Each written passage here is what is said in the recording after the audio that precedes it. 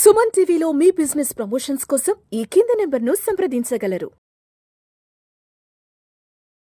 నమస్తే, welcome to Suman TV. నేను విష్ణు. ప్రస్తుతంతో పాటు certified financial planner Ram Prasad గారు ఉన్నారు. వారితో మాట్లాడదాం. సార్ నమస్తే. సార్ రామ్ ప్రసాద్ గారు. నమస్తే అండి విష్ణు గారు. రామ్ ప్రసాద్ గారు, ఒక చిన్న జనరల్ టాపిక్ మాట్లాడుకుందాం. మీ దగ్గరికి రకరకాల వ్యక్తులు వస్తుంటారు ఫైనాన్షియల్ ప్లానింగ్ కోసం. ఈ వ్యక్తుల్లో కొంతమంది మన ఇండియాలో ఉండే వాళ్ళు, మన తెలుగు రాష్ట్రాల్లో ఉండే కొంతమంది క్లయింట్స్ వస్తుంటారు. మరి కొంతమంది అబ్రాడ్లో సెటిల్ అయిన ఎన్ఆర్ఐలు వస్తుంటారు.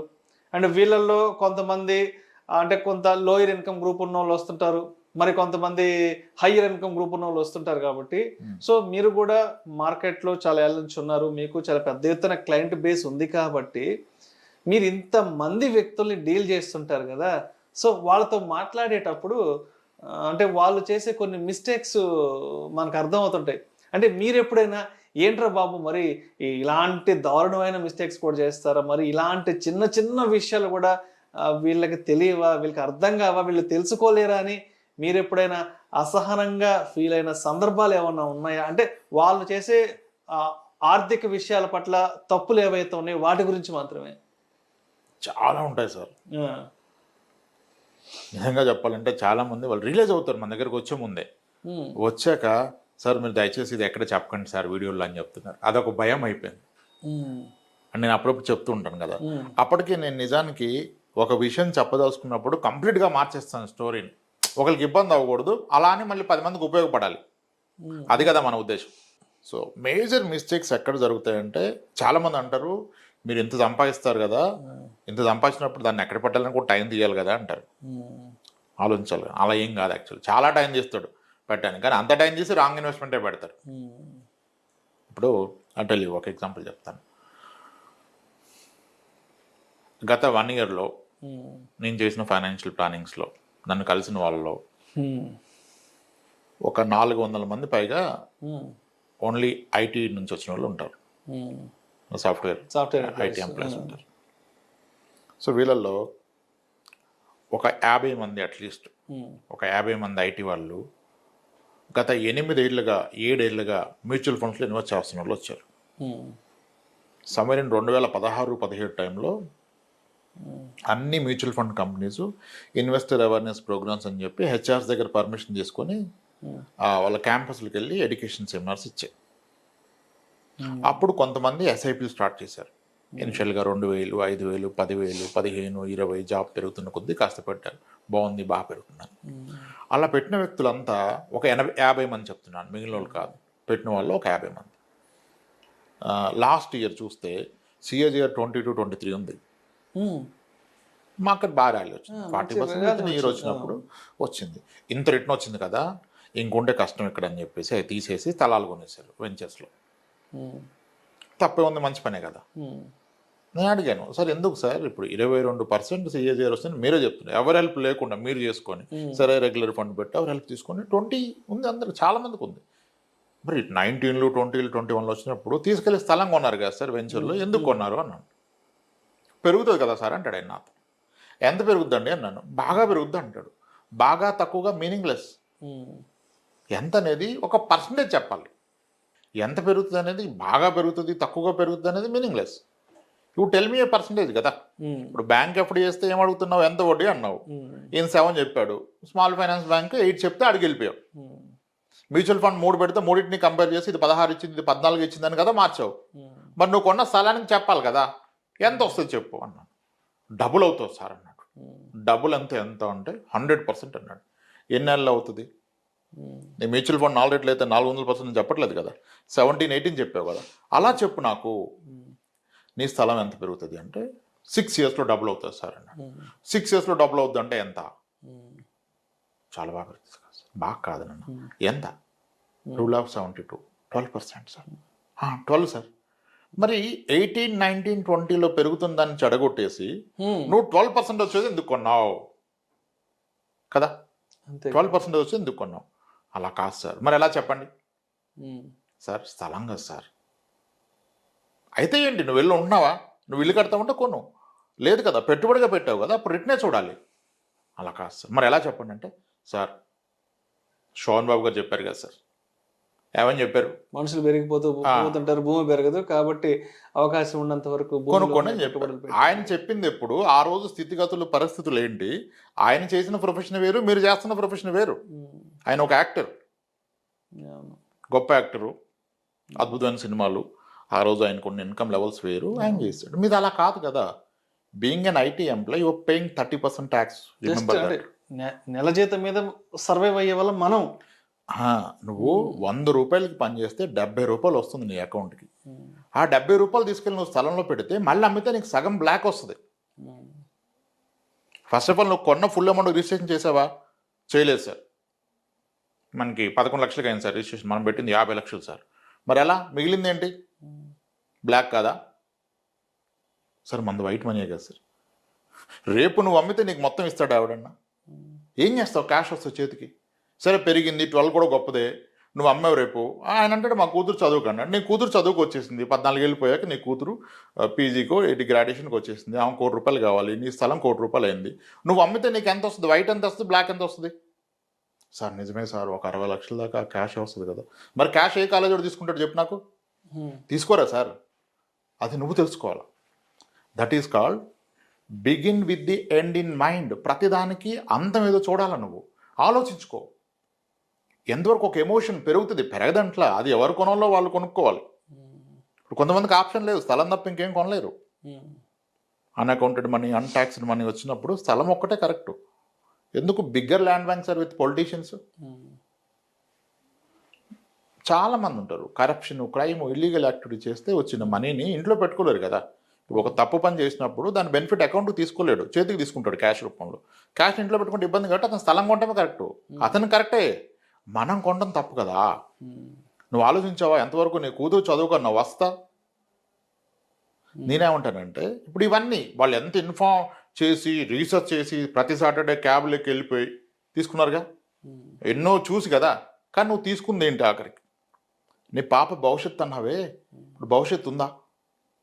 నేను ఒకటే మాట అడుగుతాను, ఆ అసెట్స్ అన్నీ రాశాక, సార్ రేపు మార్నింగ్ మీరు నిద్ర లేకపోతే ఈ ఆస్తుల్లో ఎన్ని మీ ఫ్యామిలీ మేనేజ్ చేస్తారు చెప్పండి. అదేంటి సార్ అట్లా అన్నారంటే? అదొకటి ఉండబట్టే కదా మీరంతా టర్మ్ ఇన్సూరెన్స్ తీసుకున్నారు ఆన్లైన్లో. పోతారనే కదా. మరి పోతే ఏంటి? వ్యక్తి పోతే అతనుకున్న ఆస్తులు ఫ్యామిలీ మేనేజ్ చేయగలిగితే అది సరైన ఆస్తి. ఏమో సార్ అది నేనే పోయి చూడలేదు సార్. మరి ఎవడెళ్ళి చూస్తాడు? ఎవడ కొరకు కొన్నావు? ఎమోషన్. రిటర్న్ చూడట్లా. నువ్వు ఇల్లు కట్టడానికి స్థలం కొనుక్కో, ఓకే. నీ పెట్టుబడిగా కొన్నప్పుడు నువ్వు ఎన్నో ఆలోచించాలా. ఆ పెట్టుబడి తిరిగి ఎలా వస్తుంది నీ చేతికి, నువ్వు ఎలా వాడుతావు అది ఆలోచించరు. ఇంకోటి చెప్తాను, ఇది అందరూ చాలామంది చూశాను, బాధేస్తుంది. అంటే అక్కడ స్టేట్మెంట్లో నాకు 20% 19 చూపించాడు సార్ అంటాడు. మరి ఇక్కడ ఎంత అంటే 100% అంటాడు. అదేంటి? అక్కడేమో యాన్యువల్ చూస్తావు, ఇక్కడ ఎందుకు అబ్సల్యూట్ టర్మ్స్లో చూస్తున్నావు కదా. మా ఫాదర్ కొన్నాడు సార్ 1995లో 1,00,000 రూపాయలకే, ఇప్పుడు 60 లక్షలు అయింది సార్ అంటే 95లో 1,00,000 పెడితే ఫండ్స్లో ఎంత అయింది? 3-4 కోట్లు అయింది ఒక్కో ఫండ్లో. అసలు తీయండి మీరు జస్ట్ గూగుల్లో, ఏ ఇయర్ మీ ఫాదర్ మీ తాత కొన్నాడు, ఆ ఇయర్లో స్టార్ట్ అయిన మ్యూచువల్ ఫండ్స్లో worst performed, bottom performed fund తీసి అది ఎంత చూడండి. దీనికన్నా 3 రెట్లు ఉంటుంది. అది ఏ క్షణాయైనా వస్తుంది, వైట్ మనీ వస్తుంది. అది వదిలేసి మనం సెంటిమెంట్ మాడుతున్నాం. ఇంకో పెద్ద మిస్టేక్ నేను ఐడెంటిఫికేషన్ చెప్తున్నా కానీ, 2 employees, government employees, wife and husband వచ్చారు. చాలా క్లోజ్ రిలేటివ్స్, మ్యారేజ్ చేసుకున్నారు, బాగుంది.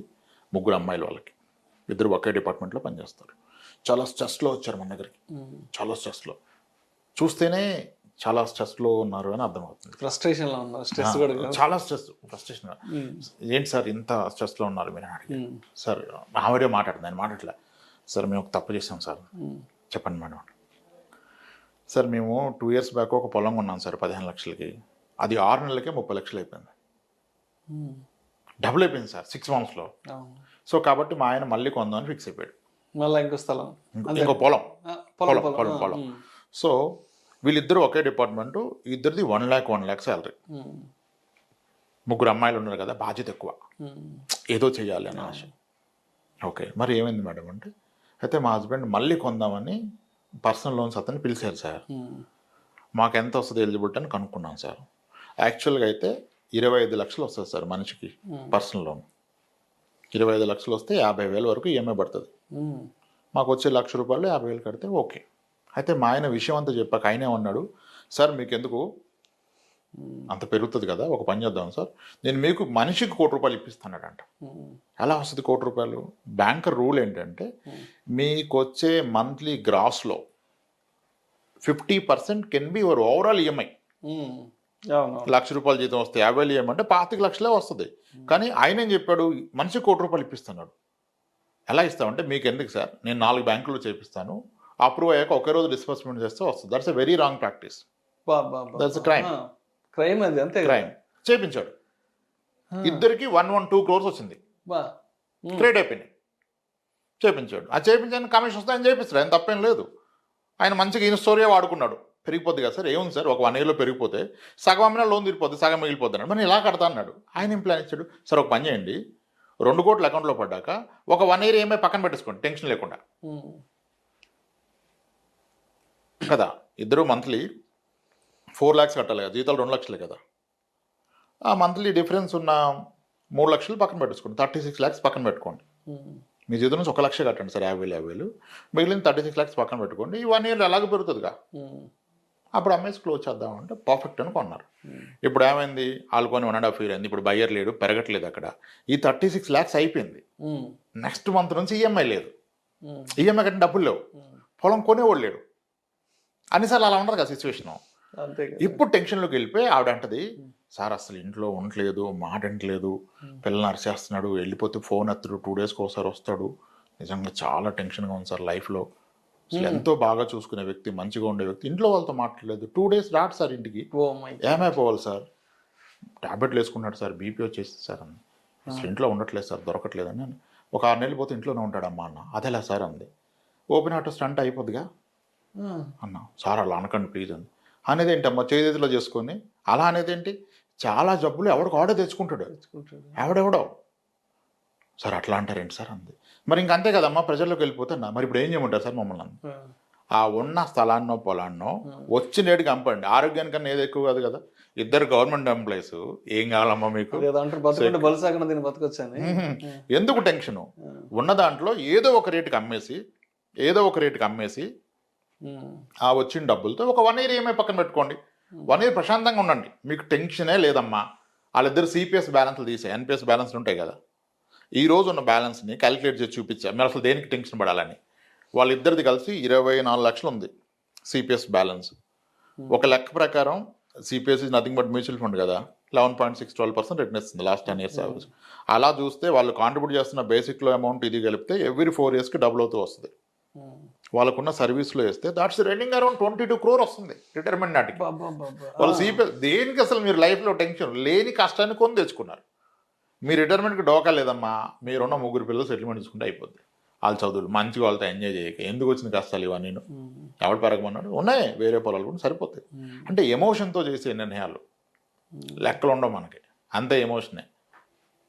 డబుల్ అయిపోద్ది, ఎందుకు డబుల్ ట్రిబుల్, దేనికి, ఏ పర్పస్కి, ఎలా వాడతాం, ఆ క్వశ్చన్కి ఆన్సర్ ఉండాలి. మీ దగ్గర ఉన్న ప్రతి ఆస్తి మీ భవిష్యత్తు అవసరాలు దేనికో దాన్ని లింక్ చేయాలి. ఈ ఆస్తి పర్పస్ ఇది, ఈ పొలం దీనికి, ఈ స్థలం దీనికి, ఈ మ్యూచువల్ ఫండ్ దీనికి, ఈ ఎఫ్డి దీనికి, ఈ ఫిక్స్డ్ ఇన్కమ్ ఇచ్చే ఇన్సూరెన్స్ పాలసీ దీనికి. అదే మ్యాచ్ అయితే రైట్. ఇప్పుడు మీ స్టోర్ రూమ్లో ఒక ఎక్విప్మెంట్ ఉంది సార్, మీ స్టోర్ రూమ్లో ఒక ఎక్విప్మెంట్ ఉంది, ఒక పనిముట్టు ఉంది, అది దేనికి వాడతారో తెలియదు, క్లారిటీ లేదు. అప్పుడు దాన్ని ఉంచుకోవడం ఎందుకు, తీసి బయటపడేయాలి అంతే. లేదు సార్, ఉంటే ఎప్పటికైనా ఎలా పద్ధతి ఉండాలి కదా, నిరుపయోగం కదా. పర్పస్ఫుల్ ఇన్వెస్ట్మెంట్ చేయాలి. పర్పస్ని మీరు ఊహించుకోకూడదు, ఎలా అయిపోద్ది అలా నిజంగా అవుద్దా చెక్ చేయండి కదా ఈరోజు అది. సో మేజర్గా ఎమోషనల్ ఇన్వెస్ట్మెంట్ టువార్డ్స్ ఇవి రియల్ ఎస్టేట్ ఇన్వెస్ట్మెంట్స్. ఈవెన్ ఇల్లు కూడా ఎలిజిబిలిటీ ఉండదు, డౌన్ పేమెంట్ డబ్బులు ఉండవు. ఈయన జీతం ఒక 80,000 వస్తుంది టేక్ హోము, ఈయనకి లోన్ ఒక 40 లక్షలు ఎలిజిబిలిటీ ఉంటుంది, 30 లక్షలు లోన్ తీసుకుందాం అనుకుంటాడు, మిగిలిన 10 లక్షలు డౌన్ పేమెంట్ ఉండదు. ఉన్నప్పుడు ఏం చేస్తాడు, ఈయనకి ఆయన బ్యాంకర్ని అడుగుతాడు, ఆ లోన్కి ఈ లోన్ ప్యారలల్గా, అటు హోమ్ లోన్ ఇటు పర్సనల్ లోన్ ప్రాసెస్ చేస్తాడు.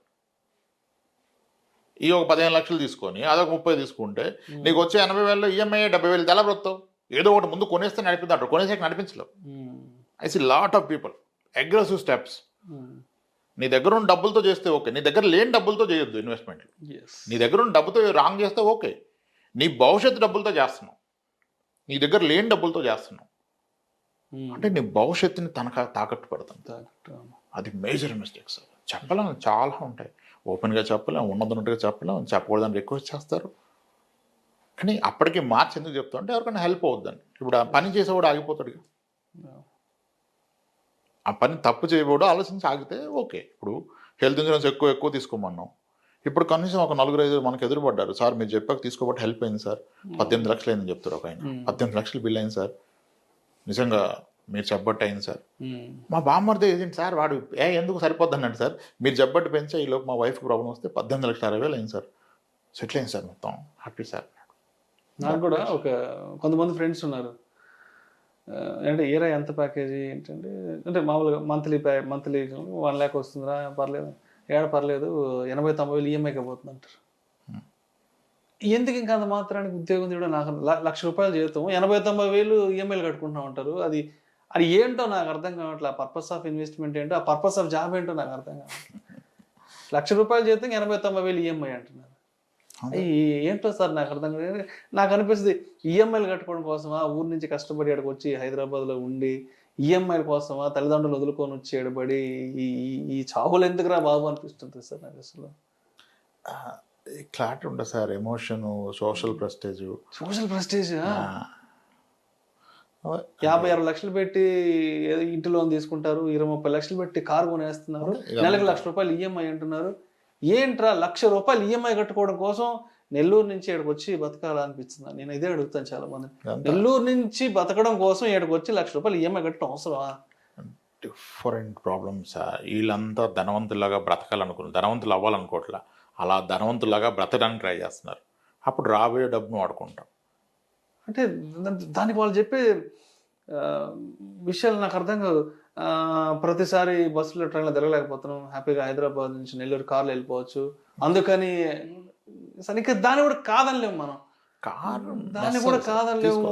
అఫోర్డబిలిటీ ఉంటే నువ్వు తీసుకోవచ్చు. One should prioritise. నా భవిష్యత్ అవసరాలు ఏమొస్తున్నాయి, ఆ ఫుల్ఫిల్ అన్నీ తీసుకోవాలి. కార్ తీసుకోవాలి, వెకేషన్కి వెళ్ళాలి, you should spend more money and life style. ఖర్చులు తగ్గించుకోవడం తప్పు, ఖర్చులు తగ్గించుకోవడం ఎక్కడ చెప్పట్లా. అవన్నీ చేస్తూ ఒక ఇన్ఫార్మ్ డిసిషన్ తీసుకోవాలి. దేనికైనా క్లారిటీ ఉండాలి. 10-15 వేలు మిగిల్చుకోవడం కోసం హైదరాబాద్లో ఉన్నట్టు అనిపిస్తుంది నాకైతే. ₹1,00,000 చేస్తూ 80-90 వేలు అంటే 10,000 మిగులుతుంది. 10,000 మిగిల్చుకోవడం కోసం నెల్లూరు నుంచి ఇక్కడికి వచ్చి పొద్దున 9 గంటలకు 10 గంటలకు ఆఫీస్కి వెళ్ళి సాయంత్రం 6 గంటలకు 7 గంటలకు వచ్చి ట్రాఫిక్లో 2-3 గంటలు ఇరుక్కుపోయి అవసరమా ఇన్ని బాధలు 10,000 సంపాదించుకోవడం? అంటే చెప్పాలంటే అసలు రియల్ శాలరీ 10,000.